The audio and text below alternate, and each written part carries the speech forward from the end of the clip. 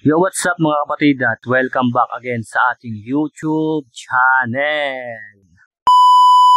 Ayan, so for today's video, nandito ako sa bahay dahil araw ng linggo ngayon, no? So, ayun, nakapasok lang ata ng bagyo dahil ngayon pala nag-i-start yung hangin. Ayan, so medyo malamig yung panahon ngayon. Ayan, yung Sister Sara nyo, ayan, nilalamig. Ayan, kaya dahil malamig, tamang kape lang tayo. Coffee with milk. So, keep safe, everyone. Maging aware sa paligid, no? Ayan, medyo malakas na yung hangin. Kaya, maging handa.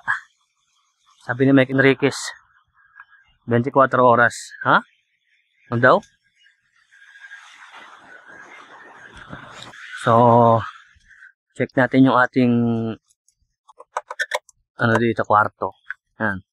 So, nasira yung monitor ko nakaraan. Ayan. Pati yung mouse tsaka keyboard, sira din. Kaya wala muna tayong computer. So, bibili na lang tayo kung nagkapera ng monitor, keyboard tsaka mouse. Pansamantala, maghahanap muna ako ng daga dito sa bahay. Ha? Pinagasabi mo.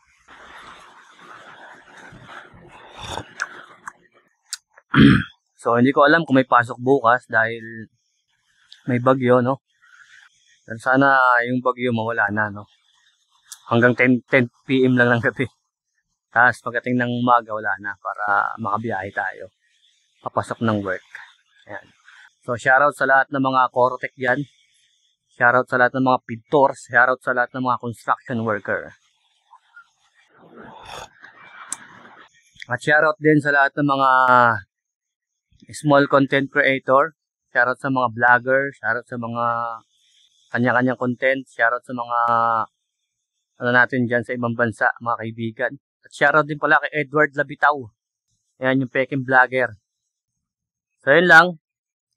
Shalom shalom. Paalam.